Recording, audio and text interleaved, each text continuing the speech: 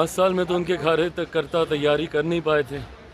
परिणाम सबके सामने, कितनी सीटें लड़े और कितनी जीते हैं ये सब जानते हैं।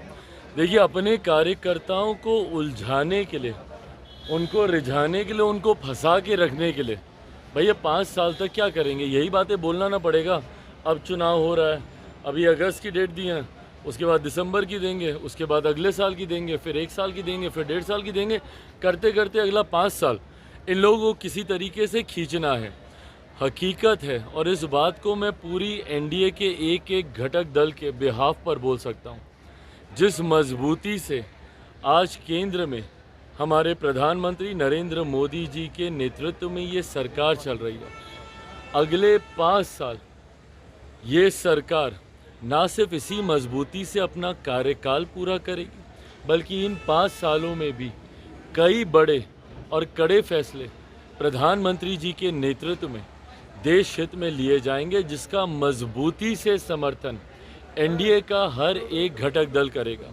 इस बात में अगर किसी के मन में 1% भी शंका है कि कोई भी एनडीए का घटक दल हमारे प्रधानमंत्री जी के नेतृत्व में कुछ भी आगे पीछे करने की सोच रखता है, तो इस बात को वो अपने मन से निकाल दे।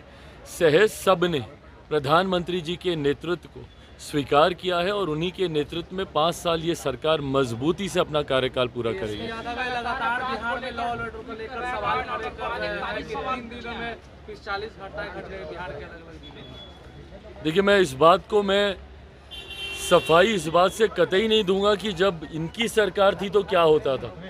बिहार में 90 का दशक जंगल राज के वजह से जाना इसीलिए गया क्योंकि इन लोगों के सरकार में क्या होता था। दिक्कत यह है ना कि विपक्ष में जाते ही ठीक है, आप निभाइए भाई, विपक्ष की भूमिका आप निभाइए, पर सकारात्मक विपक्ष की भूमिका होनी चाहिए। आप एक ऐसी भूमिका निभाइए जहां पे लगे सरकार को कि विपक्ष भी साथ में मिलकर प्रदेश के हित की बात करता है। जब किसी बात का श्रेय लेने की बात आती है, नौकरी का श्रेय लेना होगा तो तुरंत आप हर मंच से खड़े होकर बोलिएगा। और जब पुल गिरने की बात आती है, हम लोगों ने तो भैया खड़े होकर नहीं बोला ना कि कौन सा पुल किसके कार्यकाल में बना था। हम लोगों ने तो जानकारी नहीं दी।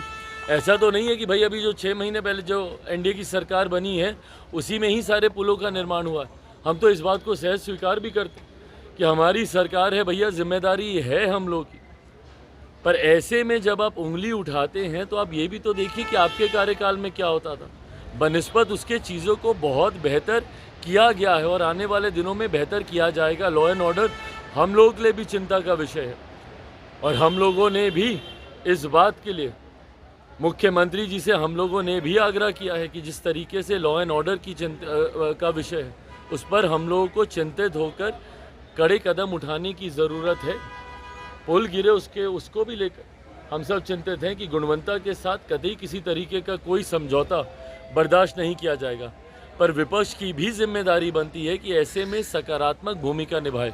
राहुल गांधी वो आरोप लगाए थे कि रक्षा मंत्री पर कि अग्निवीर के शहीदों को मुआवजा नहीं मिले, उस पर सेना के जवानों ने भी जवाब दिया है, ट्वीट किया कि नहीं, उनको पैसा नहीं। भाई, ये गलत तथ्यात्मक जानकारी सदन के पटल पर आप रखिएगा और आज की तारीख में आप सिर्फ एक सांसद की भूमिका में नहीं है ना कि आप कुछ भी आए बोले और चले गए। आज की तारीख में से एक संवैधानिक पद पर आप बैठे हुए हैं। एलओपी की पद की एक अपनी गंभीरता होती है और उसको गंभीरता से लिए जाना ज़रूरी है। उस दिन एलओपी के तौर पर जो उनका पहला संबोधन था उसमें तमाम गलत तथ्यात्मक जानकारियां उन्होंने सदन के पटल पर रखने का उन्होंने काम किया। जिस तरीके से व्यक्तिगत टिप्पणी एक एलओपी होने के नाते उन्होंने प्रधानमंत्री जी पर की, उन्होंने चेयर पर की, और जिस तरीके से अलग अलग धर्म में आस्था रखने वाले लोगों की आस्था के साथ उन्होंने खिलवाड़ करने का काम किया। कभी महादेव की तस्वीर को लहराना, कभी अलग अलग धर्म की तस्वीर को लहराना, और उसके बाद जितने धर्म गुरु हैं उन्होंने सामने आकर उससे अपनी असहमति दर्ज की। उसी क्रम में उन्होंने तमाम ये गलत तथ्यात्मक जानकारी रखी। जब उन्होंने अग्निवीर का जिक्र किया, उसी वक्त केंद्रीय रक्षा मंत्री आदरणीय राजनाथ सिंह जी ने खड़े होकर उस बात का खंडन करने का काम किया। पर दिक्कत ये है ना कि एक एलओपी होने के नाते अगर आप अपने पद की गरिमा को नहीं समझेंगे, अगर इस तरीके से हल्के में आप बयानबाजी करते रहेंगे तो आप अपने पद की मर्यादा को कम करने का काम करेंगे।